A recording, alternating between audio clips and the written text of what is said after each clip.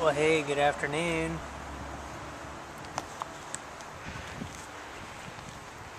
I thought I'd make a little video about tomatoes today. I am by no means an expert at growing tomatoes, but I have learned a few things that seem to have made a difference over the past couple years, and so I thought I'd share a little bit of knowledge that I have.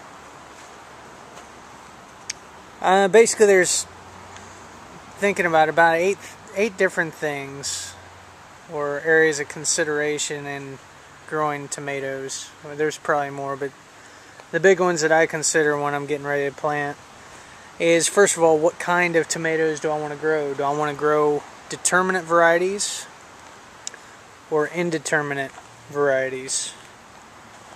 Determinate varieties tend to be your modern day hybrids. They're bred to produce tomatoes pretty much all at once. They only get to a certain size. They tend to be more compact, require less support as far as structures to support them, and just a little bit easier to manage. Or do you want to grow indeterminate variety, which tend to be your heirlooms, tend to be, in most cases, your better tasting tomatoes, plants that are your true vines.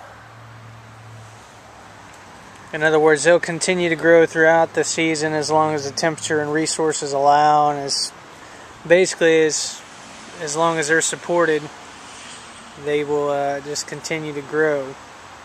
So they require a little more attention, a little more preventative maintenance.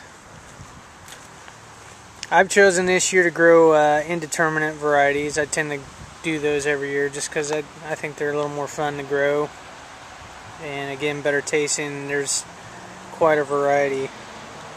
The next thing, once you figure out what you're going to grow, you want to figure out how you want to space them, or what kind of area you have to grow them in. The more space you have, the better. Ideally, you want these planted at least 2, if not 3 foot apart on centers, just so that they have plenty of space to sprawl out, especially if you're growing indeterminate varieties.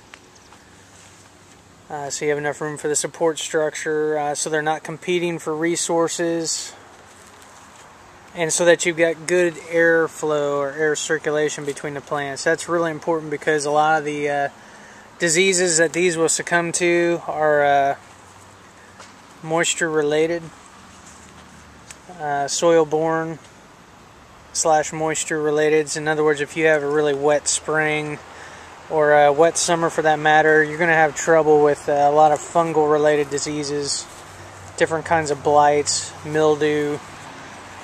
By having these spaced apart pretty good, you minimize or reduce your risk greatly of having those kind of problems, because there's going to be good air circulation to keep the plants dry, the foliage dry. And again, once again, they're not competing for nutrients as much. You won't have to water them as much,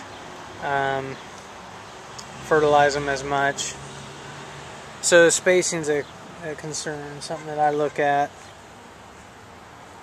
The third thing would be, what kind of support structure you're going to use, especially if you're going in a determinate variety.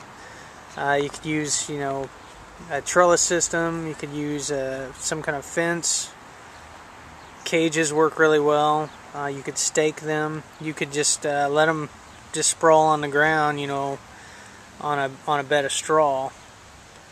I've chosen to use the cages. I made these out of cattle paneling. They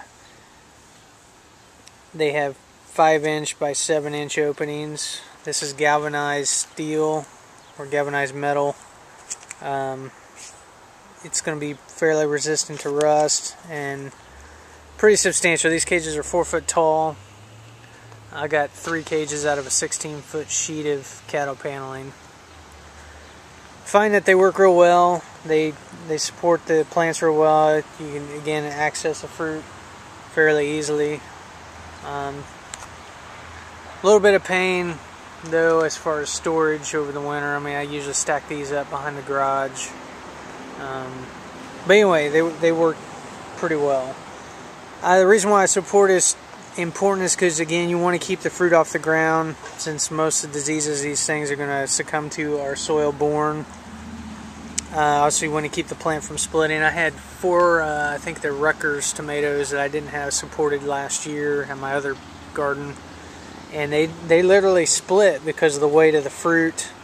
And you know, a lot of the fruit, well, part of it anyway, rotted on the ground. You can get to it in time, and either insects got it or some kind of fungal disease got them. So anyway, support's really important. Also makes them easier to prune as well. I mean, you can kind of see what's going on and get in there and do what you need to do. The next consideration, the 4th thing that I consider in planting tomatoes, is cover mulch. What kind of covering am I going to use to protect the soil and also just provide a barrier between the foliage of the plants and the dirt? Because, again, most of this is a disease preventative, fungal, soil-borne diseases. By mulching the beds, you know, with at least a couple inch layer of leaf mulch, wood chips, straw.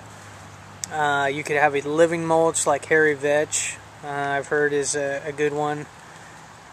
Whatever it is, you want something there to protect the plants from soil splash when it rains. You want, you know, when you're watering yourself. It also moderates the soil temperature, which means there's less stress on the plant during temperature extremes, especially during the hot weather. Helps retain moisture, and also, if you use an organic mulch, it provides a natural fertilizer that, you know, it's slow release throughout the season.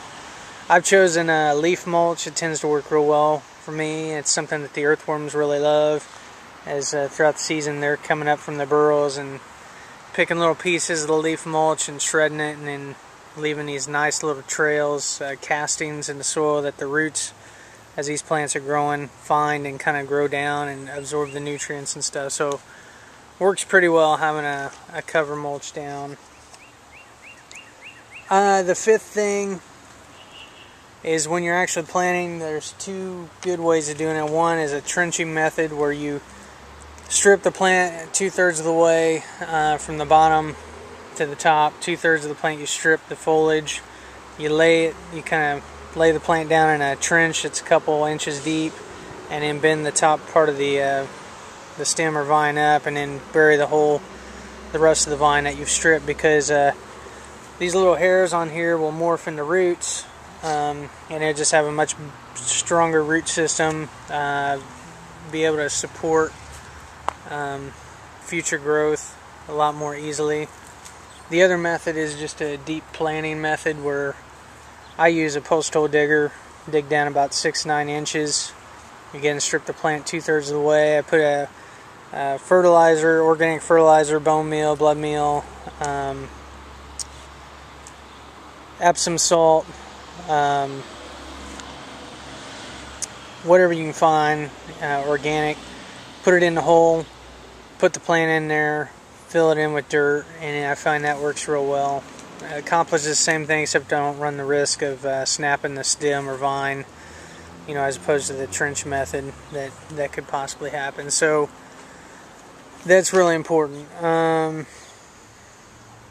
6th consideration is pruning. You know, how are you going to go about controlling the growth, especially, again, on your indeterminate varieties.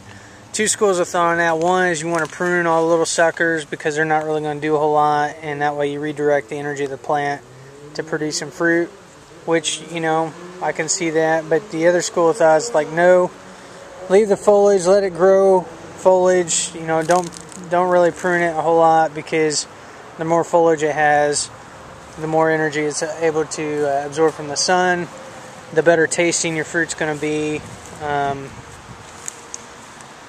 And I tend towards more that kind of school of thought. I had a lot better success with my plants last year that were in cages that were not really pruned, that I just kind of let go than I did with the ones that I was pretty aggressive with as far as pruning. So kind of leaning towards that approach. The only pruning I've really done so far is the bottom, and I don't know if you can see that, but the bottom 3 to 4 inches I snapped off all the branches, you know, on all these plants. And again, that was just a disease preventative, you know, to give me a little bit more space between my cover mulch and my my actual tomatoes. I don't know if you can see that in there. But just, you know, reducing the risk of any kind of soil-borne disease. Other than pruning, I guess another consideration would be companion planting. Do I want to do any kind of companion planting? I mentioned hairy vetch earlier. That's a good one because it fixes nitrogen in the soil because of the organisms that are attracted to the roots of those plants, which you know, that's one of the nutrients that the tomato plants are taking up. Another one is marigolds. Supposedly they emit a chemical from their roots that discourage nematodes, or, you know, parasitic soil microorganisms, discourages them away from the plants. Whether it does that or not, I'm, you know, not 100% sure, but it does provide some, just, you know, additional color to the garden, so it's just not all green. You know, you get some color mixed in as well. And then probably the last consideration, you know, as far as you're planning, make sure you got, you know, good sunlight and whatnot, is how often you're going to water these.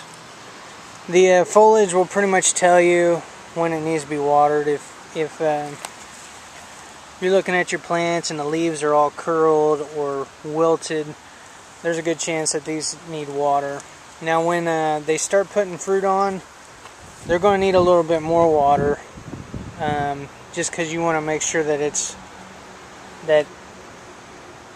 not sporadic, because one of the things that can happen with the tomatoes is if they're not getting consistent moisture and there's a long period of like drought or whatever, you can get blossom end rot on the bottoms of your fruit, where it basically there wasn't enough, which could be a sign of calcium deficiency, but it also could be a sign that they weren't able to take up water consistently. So on about every, at least during the dry time, about every 3 days, I'm watering these, because it's been a while since it's rained around here, and that seems to work well.